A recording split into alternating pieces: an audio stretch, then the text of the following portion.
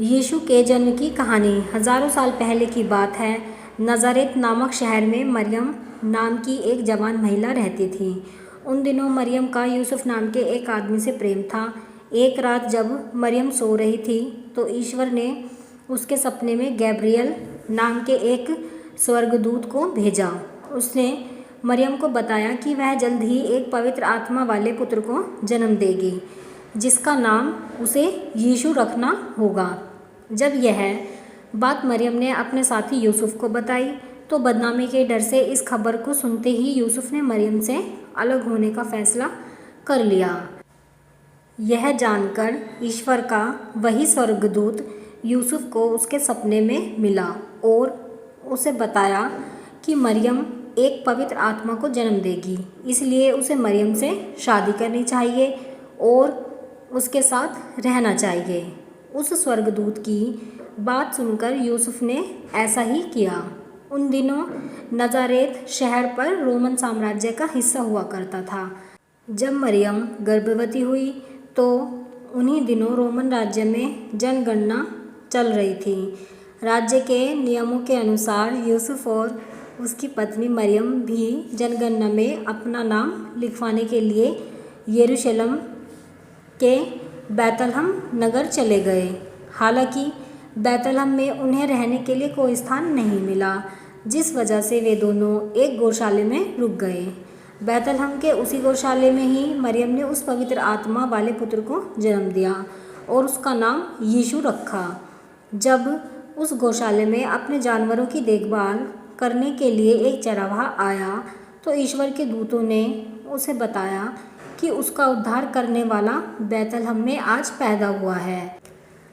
पहले तो उसने इस बात पर यकीन नहीं किया, लेकिन जब उसने गौशाले में मरियम, यूसुफ और यीशु को देखा तो वह हैरान रह गया। वहीं यीशु के जन्म के समय आसमान में एक तेज़ चमकता हुआ सितारा भी दिखाई दिया था। उसे देखकर एक दूर के शहर में रहने वाले 3 ज्योतिषी भी यीशु के जन्म की खबर को समझ गए थे। वो तीनों उस सितारे का पीछा करते हुए उस गौशाले तक आ गए थे। वहाँ पहुंचकर उन्होंने प्रभु यीशु को प्रणाम किया। उन्होंने यीशु के परिवार को उपहार दिया और यीशु की पूजा भी की।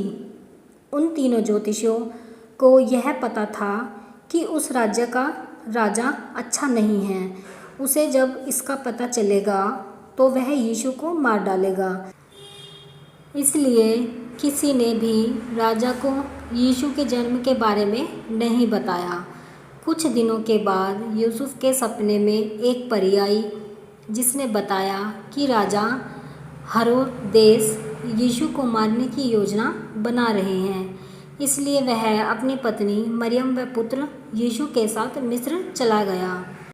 वहीं जब दुष्ट राजा हेरोदेस को यीशु की कोई जानकारी नहीं मिली तो उसने बैतलहम के सभी छोटे बच्चों को मारने का आदेश दे दिया। हालांकि इस दौरान उस दुष्ट राजा की मृत्यु हो गई।